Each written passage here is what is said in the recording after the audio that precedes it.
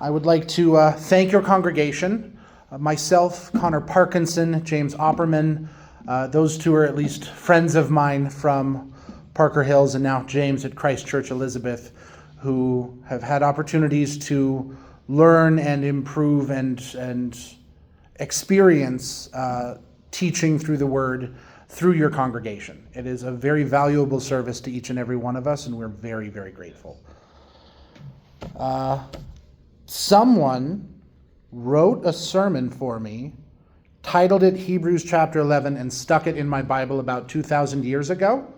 This is really easy. Last week, Jim took us through the dumbest thing that Abraham ever did twice.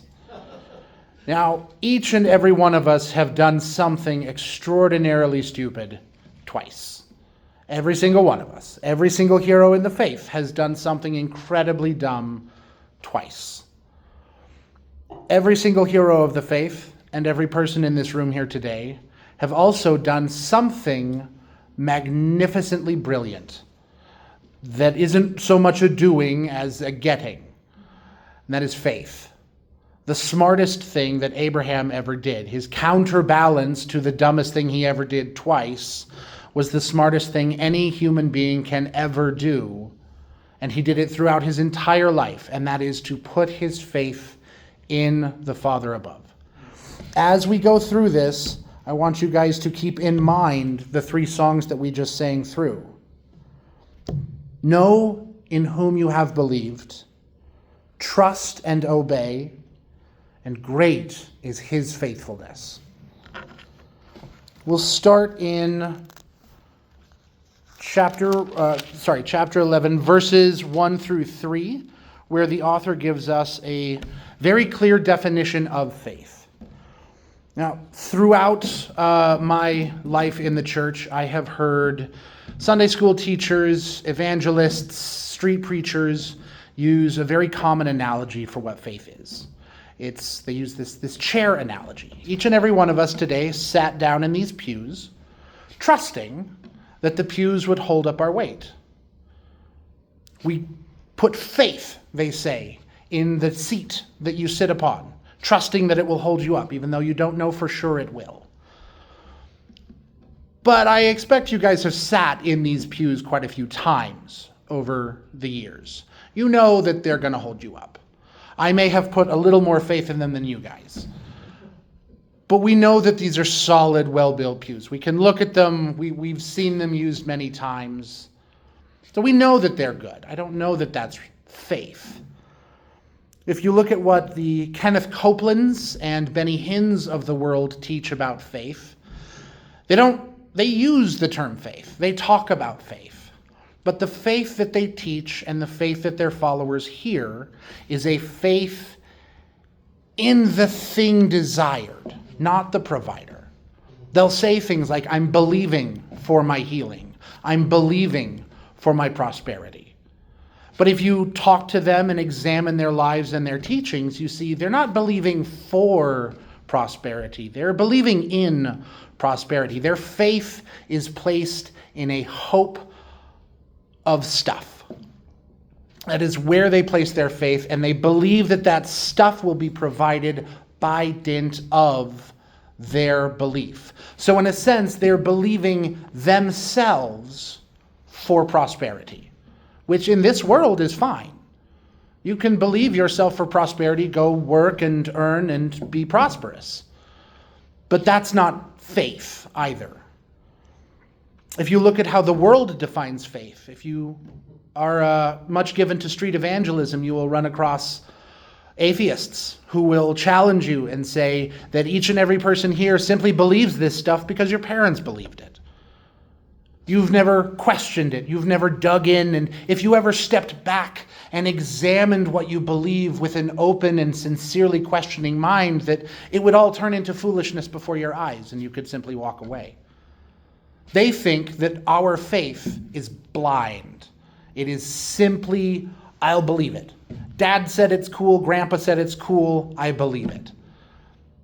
That's not the faith that we have either. Reading here in these first three verses, Now faith is the substance of things hoped for, the evidence of things not seen.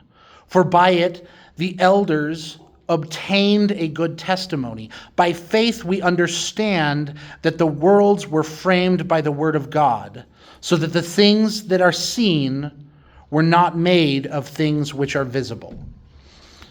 Faith is the substance of things hoped for, and the evidence of things not seen. The actual word in the Greek is difficult to translate there for evidence. Perhaps a more proper rendering would be conviction.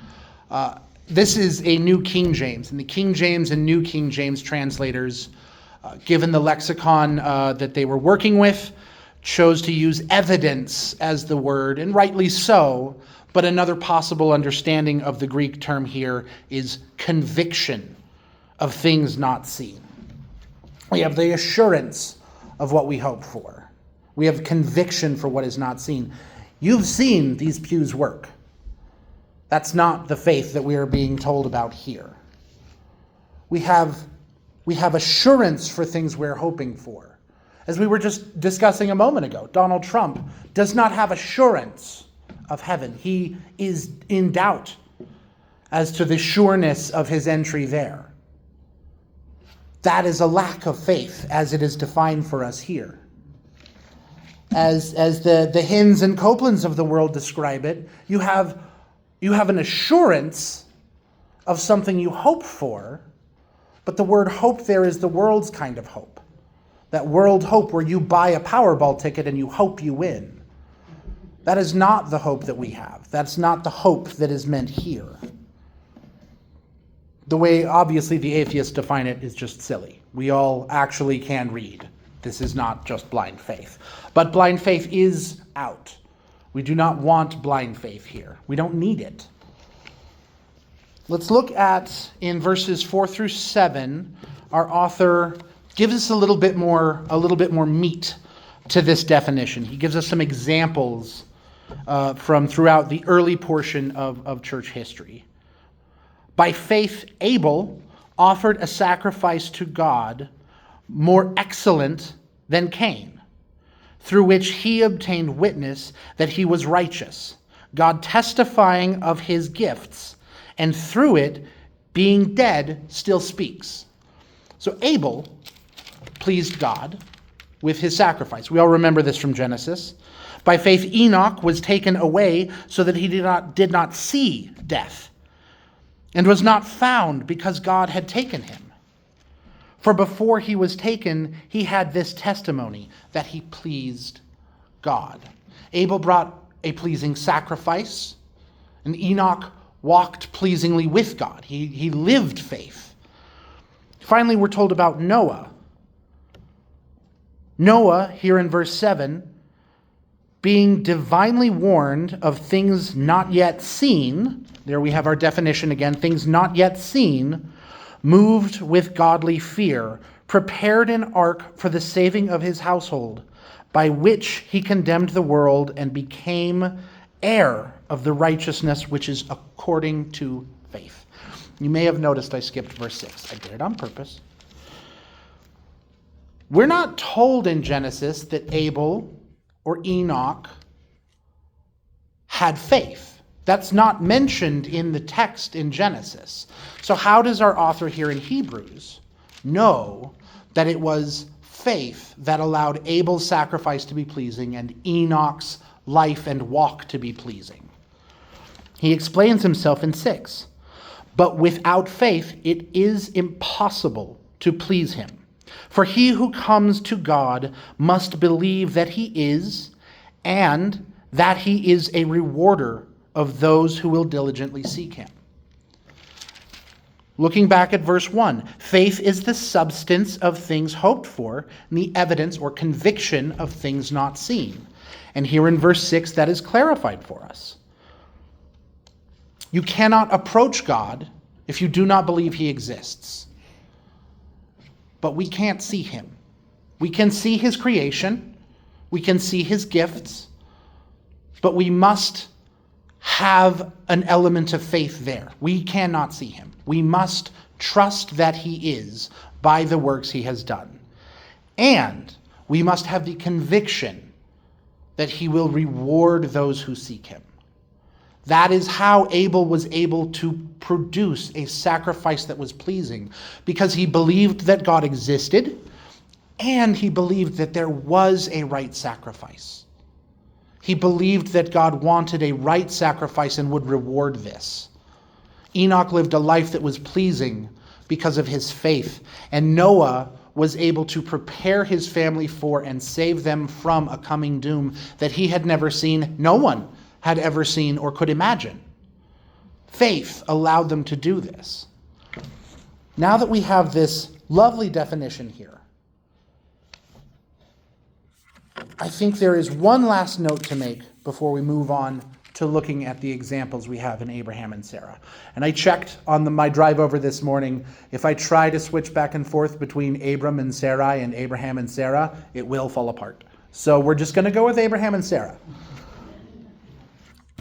There is something that Noah needed to know that Abel and Enoch did not need to know in order to do what Noah did.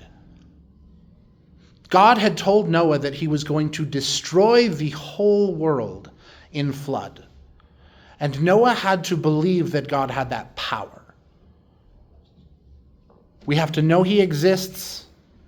We have to believe that he rewards those who approach. And we have to know something about him, his power, his character, his faithfulness. These things are necessary elements to the life of Abraham and Sarah.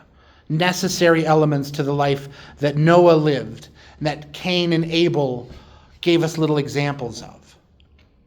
Would that we knew more about Abel and Cain's life.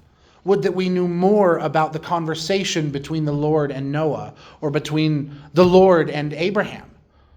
We know that he's promised a promised land, but as we'll see as we go through this text, he knew more. There was more than just, I will give you a land. There was more sought. We'll see that as we go forward. Once again, reminding you, know whom you have believed, trust and obey, and great is his faithfulness. One more point I would like to make in comparison to another large world religion. In Islam, they have a God that is in many ways very similar to ours. He's the only God, they say. He is powerful. He is able. He made all things. But our God is faithful. The true God is faithful. Allah is not. He is capricious. He can forgive sins, but there is no atoning sacrifice needed. And he might not. You could live a perfect life as a Muslim, make all the pilgrimages, pray all the prayers, and he might just decide, I'm having an off day. No. Not forgiven. That is a unfaithful deity. And so, had that been the God that Noah was trusting, perhaps he builds the ark and the floodwaters just fill the boat and leave the world alone. That's what a faithless God can produce for you. A faithful God is the one who can fulfill promises that he makes to you.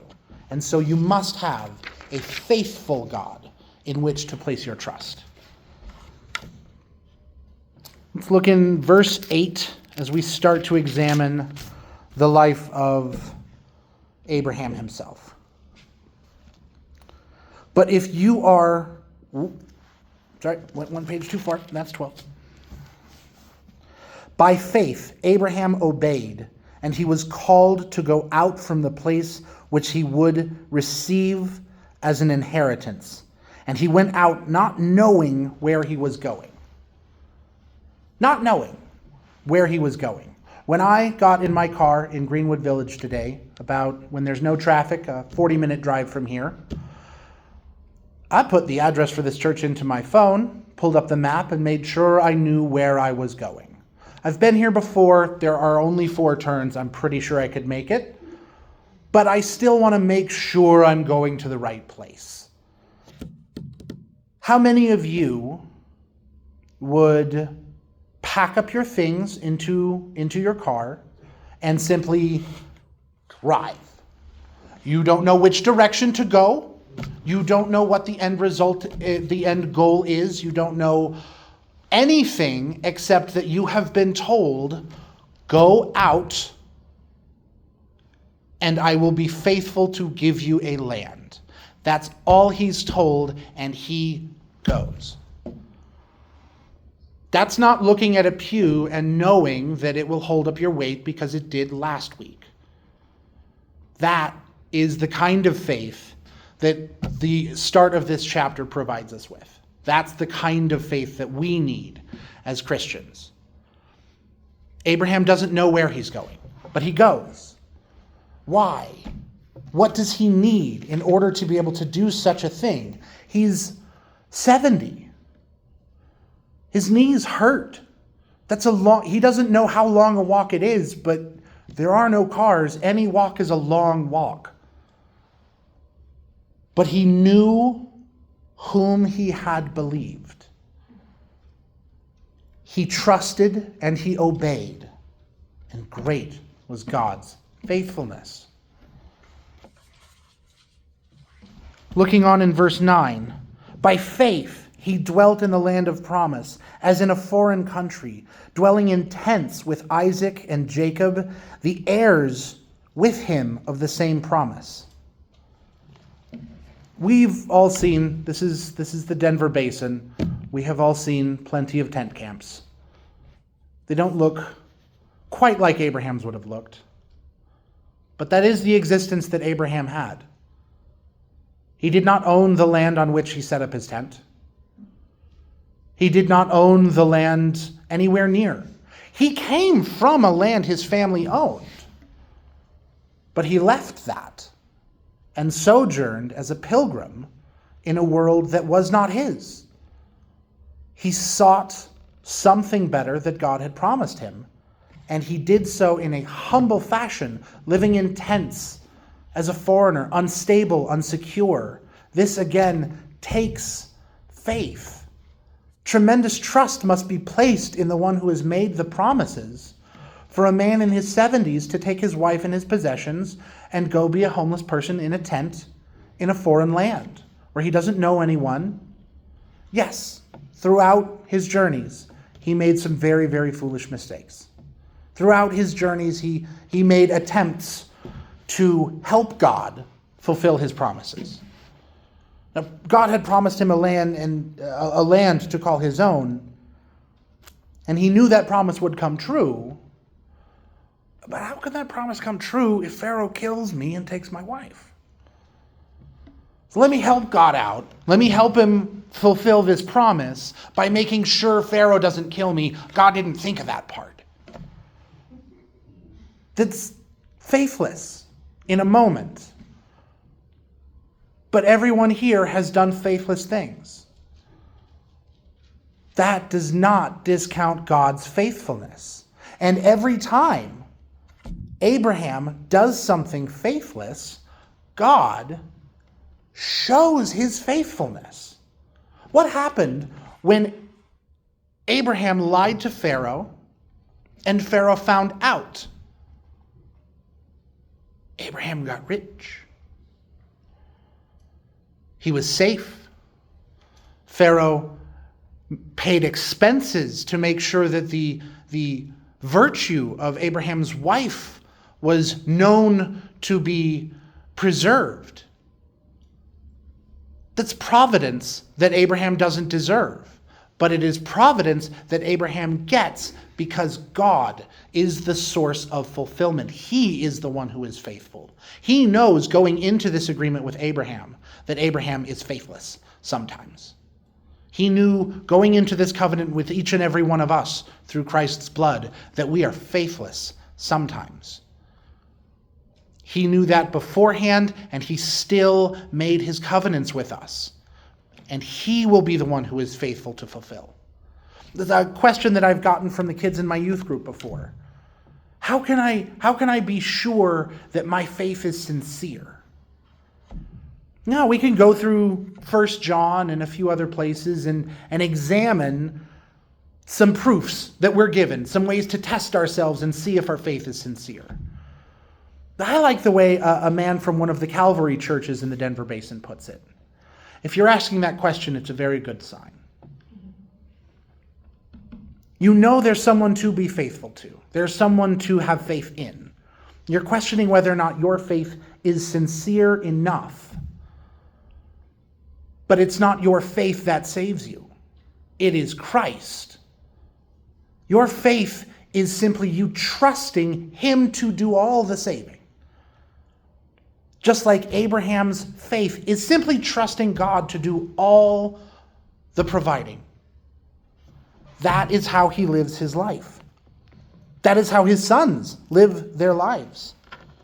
His descendants continue in this practice of trusting and sojourning in a foreign land. They saw their father not take possession of the promised land.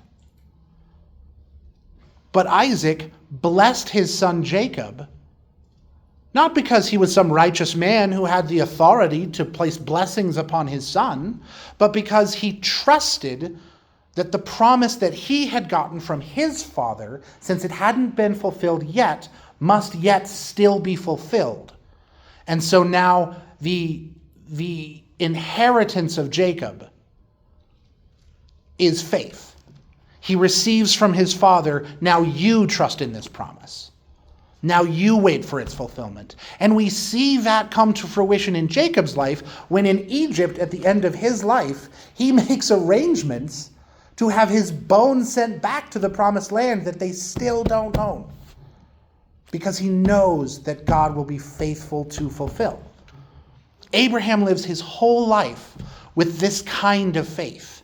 And it grows through his life. It expands and improves as he goes along. Each time in Abraham's life, he is unfaithful. God's faithfulness is shown to him, and his promises reiterated with more specificity, with more clarity. Let's take a quick step back and look at a few chapters of Genesis. There's no need to turn. It would eat up, I fear, too much time.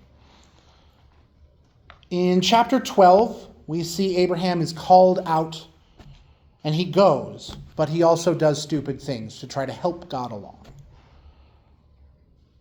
He went out from his home, he went out from his security, and then he did silly things and tried to preserve the promise that he had already trusted.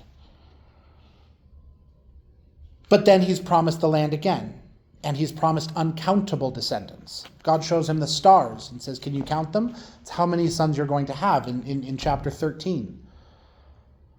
So he's reiterating a promise right after Abraham's unfaithfulness. Abraham learns a little bit more about God in this. In chapter 15, Abraham is shown the land that is promised in person. It's described to him, the lands of this tribe, and this tribe, and this tribe, and this tribe. These lands are going to be yours. The promise is much more specific now.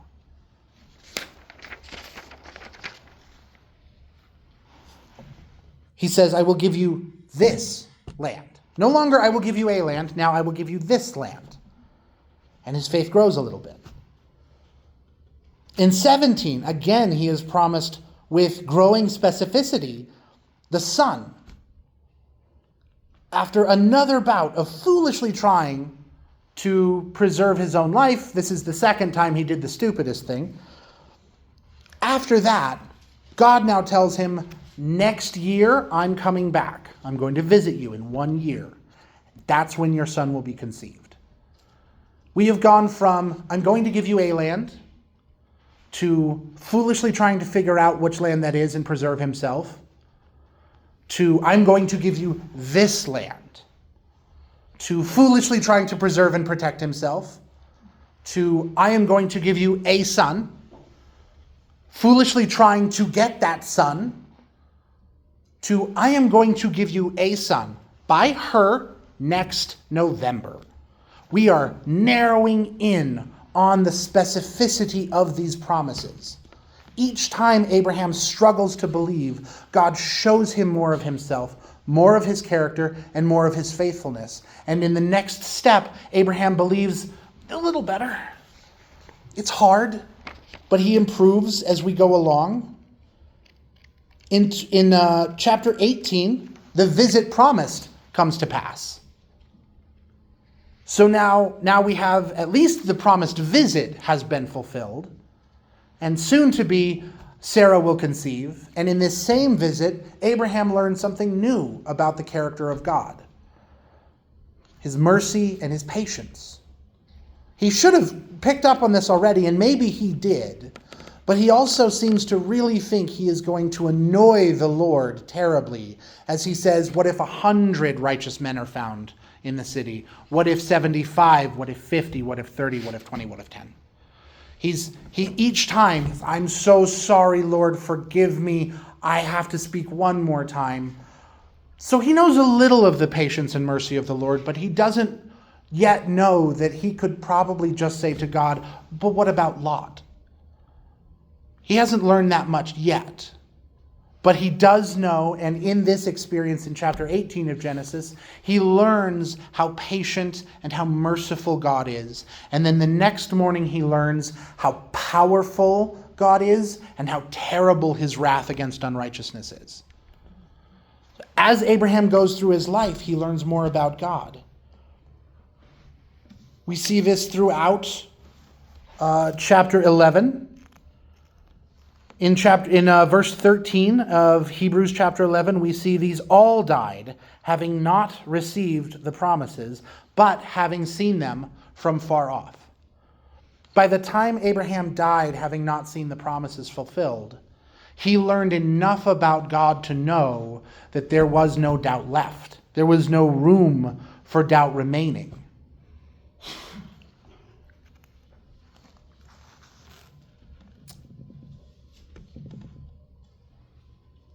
We have to ask ourselves one important question about Abraham's life before we get to the crowning achievement of his faith. And that is, why didn't he go back? The promised land was taken. People lived there. He finally got the son of the promise.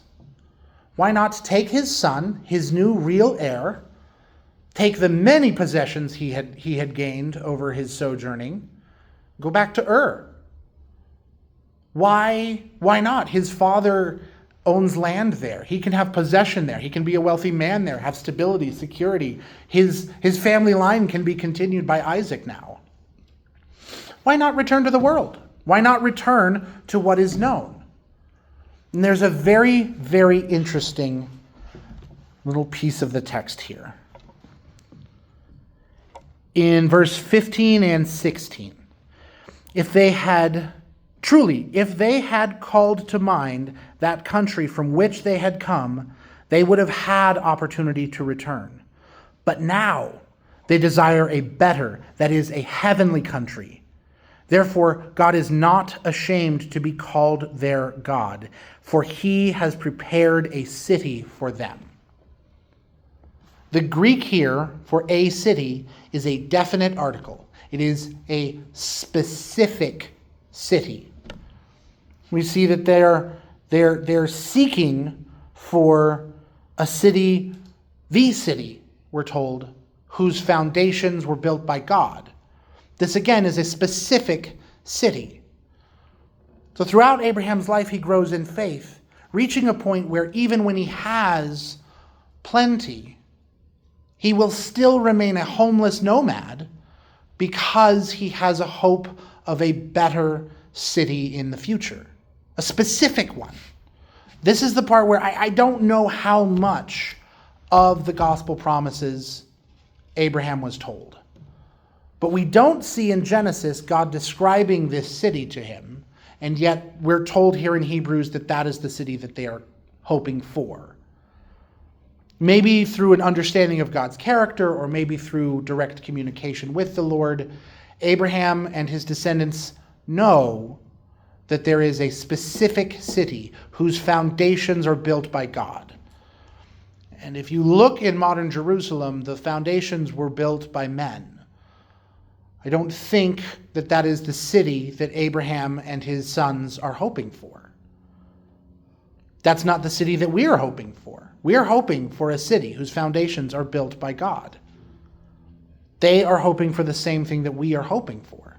And that's why they're not going home. That's why they are remaining pilgrims, lost in a world, because they know that there is a better world than this one out there. And they're seeking to find it, seeking to maintain themselves and serve the Lord until his promises come through. Finally, in Genesis, I lost the page, you guys. In Genesis 22 and in verse 23 of Hebrews chapter 11, we see the crowning achievement of Abraham's life. He has lied and schemed and come up with all sorts of ways to preserve and maintain and help God fulfill his promises. Finally, he has the son of the promise, and God tells him, sacrifice him to me. And Abraham says, okay. This is the son. This is the son that he was promised. This son is supposed to sire for Abraham countless children, countless descendants, many nations. How can that be if he is killed? But at this point in his life, Abraham has learned enough about who God is. He has learned enough about his character, his power, his faithfulness, his goodness, to know that if he kills his son, God will raise that boy up from the dead, because God's promises will be fulfilled. They will not go unfulfilled no matter what happens. Death cannot withhold the promises of God. That's our belief. That's our faith, that death cannot withhold what we are promised. Abraham and we share the same faith in a good God who is faithful to fulfill what he promises. He has promised us and Abraham a city whose foundations he built. Death cannot stop us from reaching that. Death cannot stop Abraham or Isaac or Jacob or any of us, because God has promised this to us.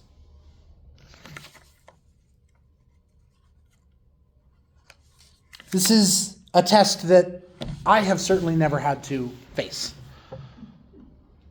But we have all had to make some difficult decisions for our faith.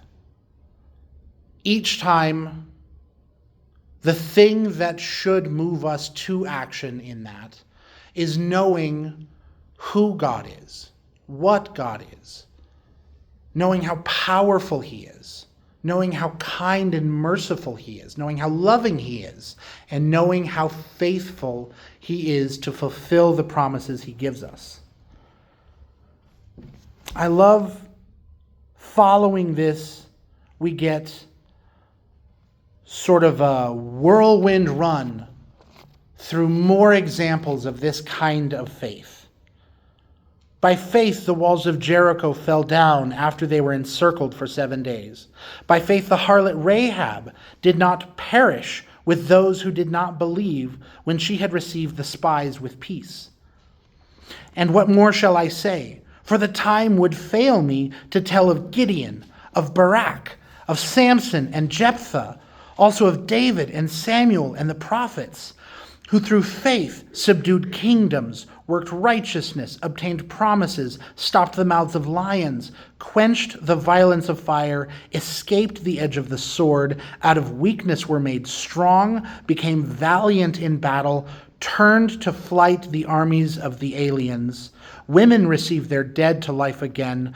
Others were tortured, not accepting deliverance, that they might obtain a better resurrection. Still others had trial of mockings and scourgings, yes, and of chains and imprisonment. They were stoned, they were sawn in two, they were tempted, they were slain with the sword.